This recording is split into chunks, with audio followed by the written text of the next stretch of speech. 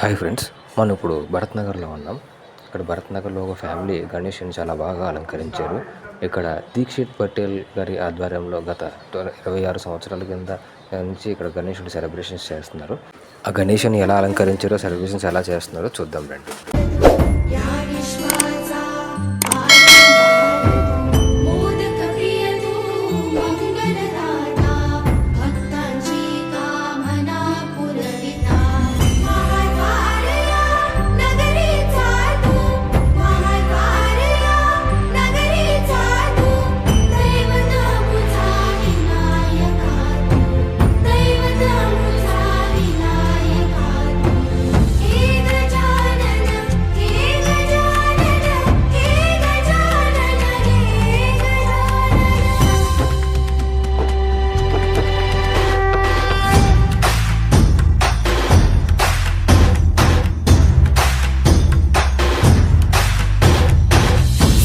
जगाचा तारणहार तू या विश्वास. జై బోలో గణేష్ మహారాజ్ కి జై. ఇది భరత్ నగర్లో ఉంటున్నాం. నా పేరు ప్రవీణ్ కుమార్. ఇప్పుడు ఇది 1999లో స్టార్ట్ చేశారండి. ఇక్కడ 26 సంవత్సరాలుగా నిత్యం గణనాథునికి ప్రత్యేక పూజలు జరుగుతూ చాలా భక్తి శ్రద్ధలతో పూజలు అయితే జరుగుతుంది.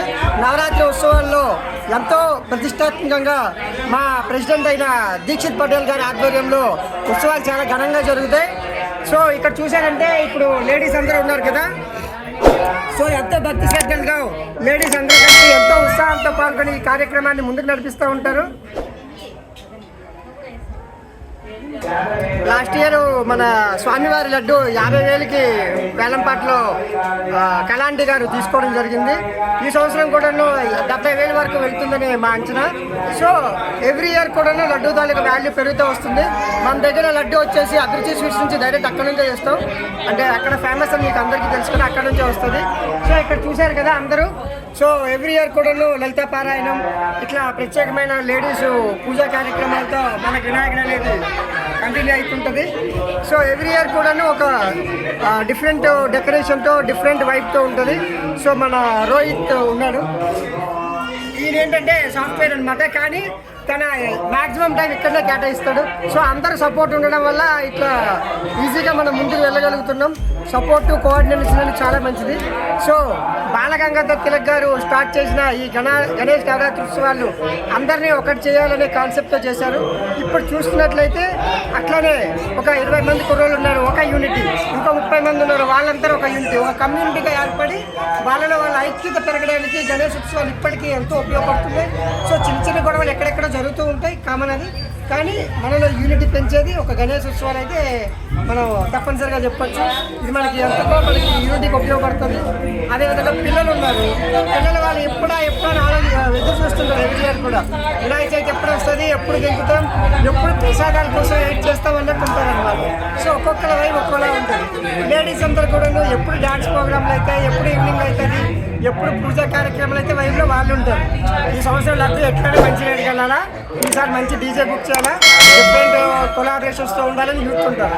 పెద్దవాళ్ళందరూ కలిసి ఈసారి అన్నదానం అందరికీ అందేలా ఉండాలో, డిఫరెంట్ మెనూలో ఉండాలి వాళ్ళు. సో ఒక్కొక్కరు ఒక్కొక్క డిఫరెంట్ వైపుతో వినాయక చవితి సెలబ్రేట్ చేసుకుంటారు.